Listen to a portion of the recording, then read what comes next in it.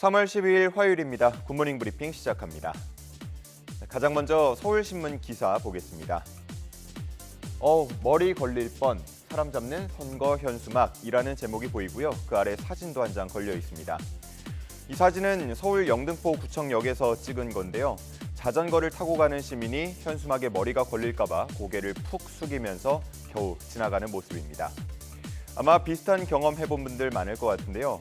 특히나 운전을 하면서 우회전할 때 현수막에 가려진 보행자를 미처 확인하지 못해서 불편하고 또 위험한 경우들 있었을 겁니다.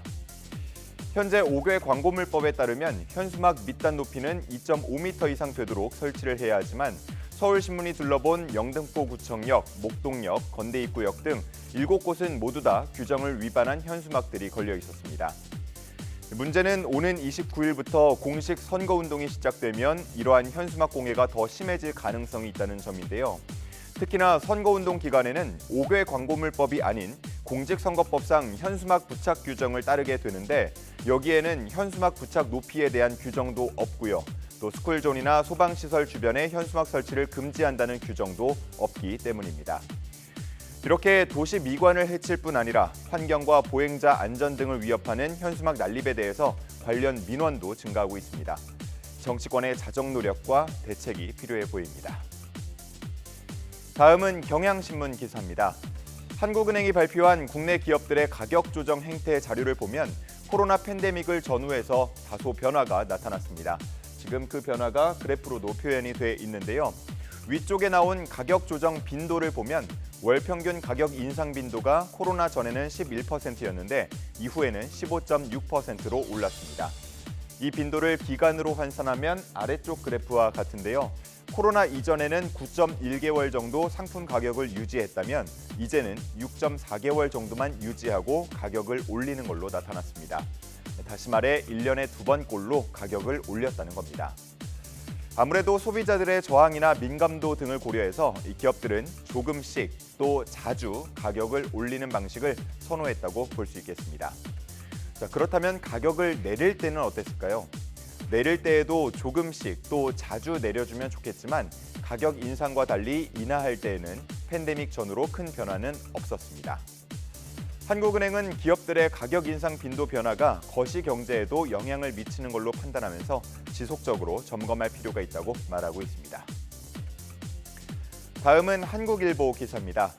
대학 개강 시즌이 되면서 어김없이 전공책 불법 복제에 대한 이야기가 나왔습니다. 대학생들이 모인 온라인 커뮤니티에서는 전공책 스캔 파일을 주면 커피 쿠폰으로 사례하겠다면서 불법으로 사고 파는 글을 어렵지 않게 찾아볼 수 있습니다. 출판사와 대학 인근 서점들은 어려움을 호소하고 있는데요. 전공책을 찍어내고 들여와도 도저히 팔리질 않는다고 말하고 있습니다. 그리고 과거에는 전공책을 불법 복제할 때 종이로 복사하는 경우가 많았지만 이제는 디지털 문서로 저장하는 경우가 많아지면서 대학 인근 복사업체도 매출이 크게 줄었다고 합니다. 결국 출판사는 관련 협회에 법적 조치를 취해달라고 요청을 하고 정부도 신학기 불법 거래 단속에 나서고 있는데요. 적발이 쉽지만은 않다고 합니다. 업자가 불법 복제를 하는 건지 학생들이 직접 스캔을 하는 건지 구분하기가 어려운 데다가 최근에는 무인 셀프 스캔방도 늘고 있어서 누가 어떻게 범행했는지 파악하기도 쉽지 않기 때문입니다. 마지막 동아일보 기사입니다. 오늘 기준 1유로는 약 1,430원 정도입니다. 이 1유로로 집을 한 채 살 수 있다고 하면 어떨까요? 실제 이탈리아 한 소도시에서는 국적 관계없이 1유로에 집을 살 수 있다고 합니다.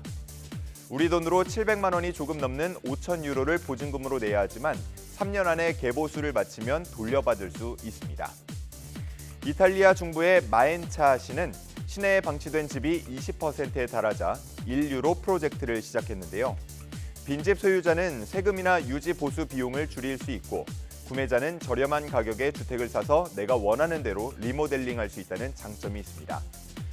이러한 1유로 프로젝트를 시작하면서 빈집이 아닌 일반 집도 거래가 되고 있다고 하는데요. 황폐해 가던 마을에 사람들이 모이면서 생긴 변화라고 볼 수 있겠습니다. 최근 우리나라 행안부는 이곳을 찾아서 국내에 적용할 방안을 검토하기 시작했는데요. 국내에도 빈집이 145만 채에 달하고 또 이 중 10%는 1년 이상 방치되고 있기 때문에 대책이 필요한 상황입니다.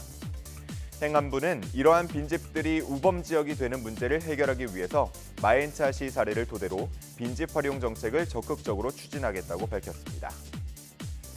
3월 12일 아침 신문 살펴봤습니다. 지금까지 굿모닝 브리핑이었습니다.